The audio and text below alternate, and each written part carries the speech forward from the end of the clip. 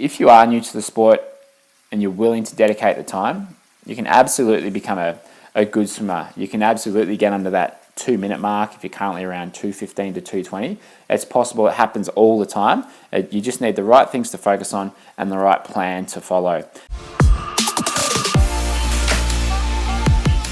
Welcome to Feedback Friday. In this episode, we're looking at a swimmer who is swimming around the 2:15 to 2:20 mark per 100. And there's a good chance that a lot of you watching have been or around that pace at the moment. And so you can see here with this swimmer that one of the things we'll want to work on first will be increasing the stroke rate.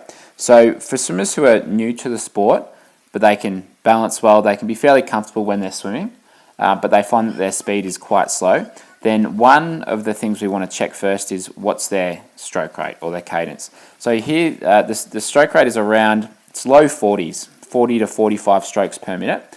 And if it's around that rating, it's very hard to get enough momentum to keep the pace going. And so what ends up usually happening there is the feet end up sort of providing a lot of balance and a lot of propulsion there.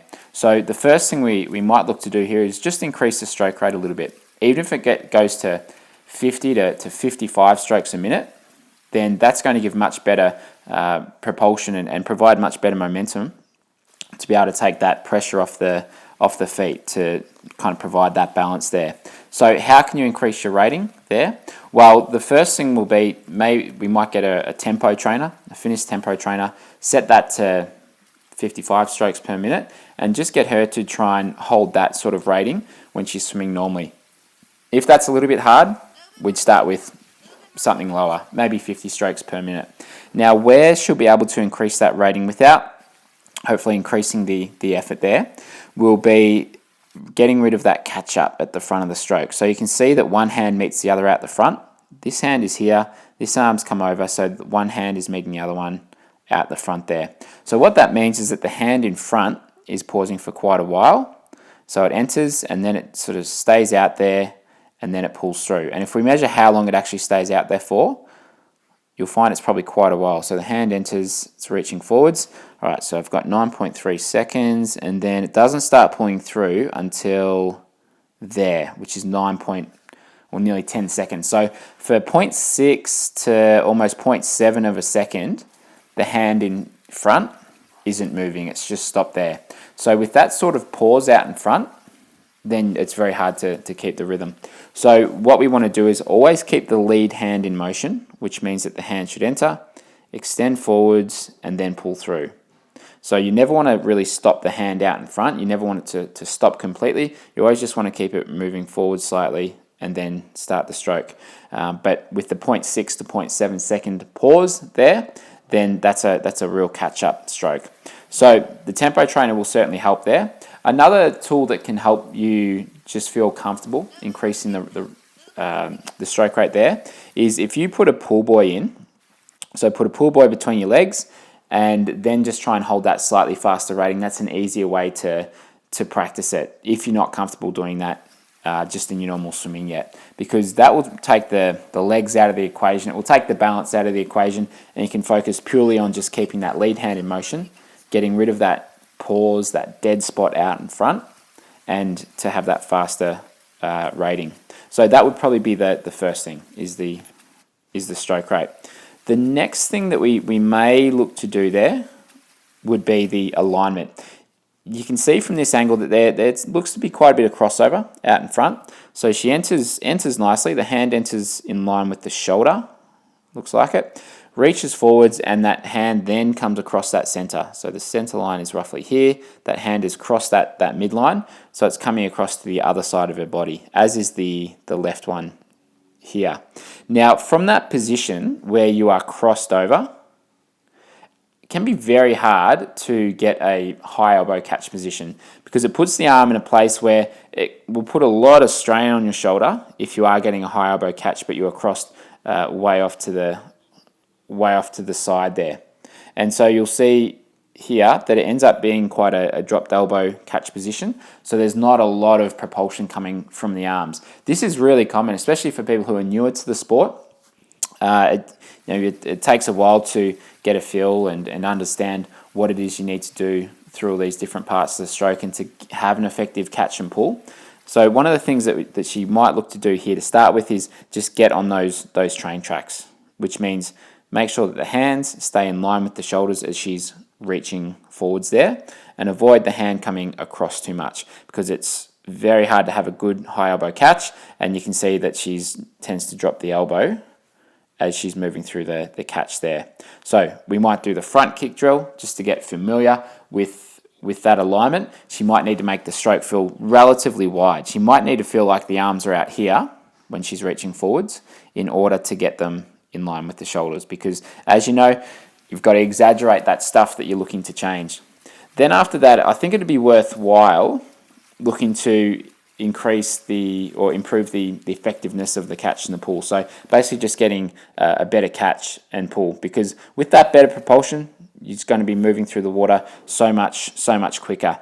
And without the underwater shot, you don't really need it, but really dropping the elbow there. So I'd be spending a lot of time just going through those YMCA drills that we have inside the video membership, that YMCA progression drills, because that's really going to help her get the hand and forearm in a position that's going to be pressing backwards.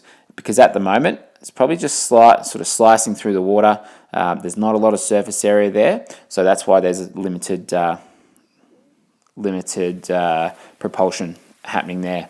So what she'll have to sort of change here is really the rotation of the arm. So when you do get a high elbow catch position, you need to, we call it internally rotating the elbows and the shoulders a little bit, which means that the elbows will sort of be rotated in like that position, if you can sort of follow that there.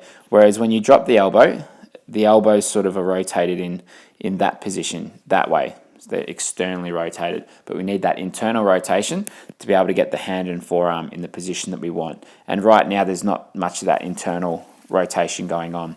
So it might take a little bit of practice of even some TheraBand exercises out of the water. It might even be some sort of paddle work outside of the water that will help get her comfortable with that. The other thing may be some strength training, so it could even be some pull buoy and paddles work could be helpful to develop that strength through the shoulders to be able to sustain those positions. So they're the things that I'd look to start with. Stroke rate, get rid of that pause out the front, keep that lead hand in motion. We'd look to get on those train tracks, so just get the alignment to be in front of the shoulders instead of crossing the center, and then looking to work on the catch and the pull. Now, it could also be worthwhile working on the kick a little bit. So she's not bending the knees too much. She's actually keeping the legs maybe a little bit too straight. So the knees, there is room for them to bend a bit more, to get a little bit more of a whip down on the kick.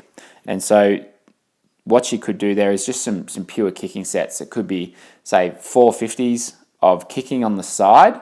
And the reason she might want to kick on the side is that really helps you work on the upwards and the downwards kick, because you'll have to work in both directions there.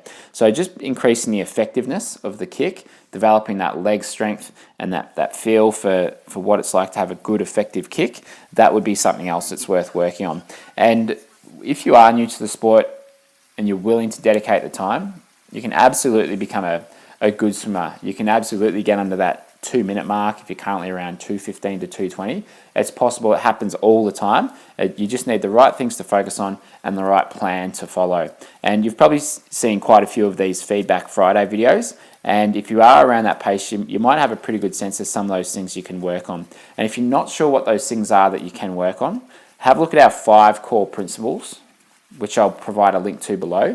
That's got the progression that we follow for all swimmers regardless of where they're at. So that's a really good approach to improving your swimming. So take a look at those 5 core principles, and that will give you some structure around the things that are worth working on in your stroke. So I'll provide the link below. So thanks very much for watching this episode here.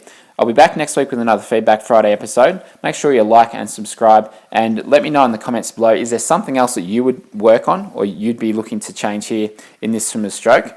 Thanks for watching, and I'll see you next week.